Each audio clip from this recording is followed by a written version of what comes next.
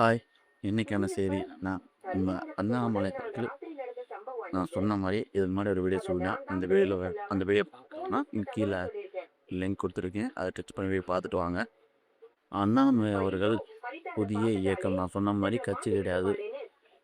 இயக்கம் ஆரம்பிச்சு கட்டமைப்பு உருவாக்கி அதுக்கப்புறம் தான் கட்சிய மாத்துறதா ஒரு முடிவுல இருந்துன்னு அதே மாரி இயக்கம் அப்படின்னு சொல்லிட்டு லிட்டர் இயக்கம்னு ஆரம்பிச்சிருக்காங்க. அது வந்து நிறைய பேர் ஜாயின் பண்ணாங்க. இப்போ 1,00,000 டக்கு டக்குன்னு நிறைய பேர் ஜாயின் பண்ணுறாங்க. வி இவ்வளோ சீக்கிரம் அண்ணாமலை ஃபேன் பேஸ் இருக்குதா அப்படின்னு பார்த்தீங்கன்னா இருக்கு.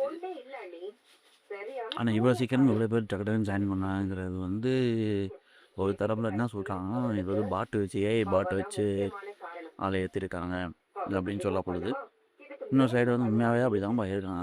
அண்ணாமலைக்கு இருக்குப்பா சவுத் சைடு உண்மையுமே இருக்குது. அண்ணாமலை அவர்களுக்கு சவுத் சைடு வந்து மிகப்பெரிய ஒரு அளவில் வந்து ஆடியன்ஸ் இருக்காங்க. இப்போ யாரையும் எதிர்த்து எதுவும் பேசினாரா அந்த வீடியோவில் அப்படின்னு பார்த்தீங்கன்னா, யாரையுமே அட்டாக் பண்ணி பேசலை. கவசமாக அமைதியாக பொறுமையாக தான் நாங்கள் இனிமேல் இருப்போம். நம்ம கூட வந்து பயணிக்கவும் பொறுமையாக தான் பயணிக்கணும் அப்படின்னு இருக்காங்க. எல்லாமே லீடர். நம்ம இதில் வந்து நிரந்தர அமைச்சர், நிரந்தர எம்எல்ஏ அப்படின்னு யாருமே இல்லை.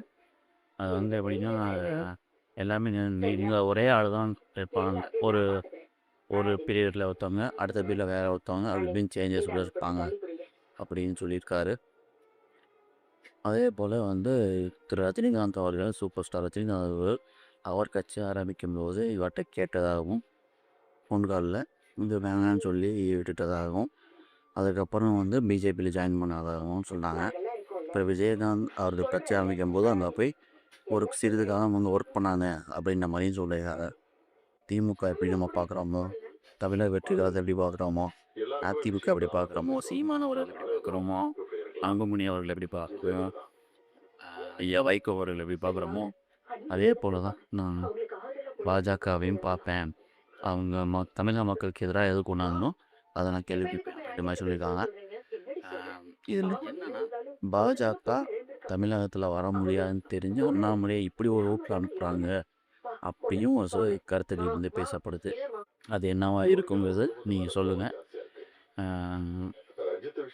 இப்போ இயக்கம் ஆரம்பிச்சிருக்காங்க. உள்ளாட்சி தேர்தலில் வந்து பங்கு பெறுவோம். அதே போல் அவங்களோட இலக்கு வந்து அடுத்த பொது தேர்தல் தான்.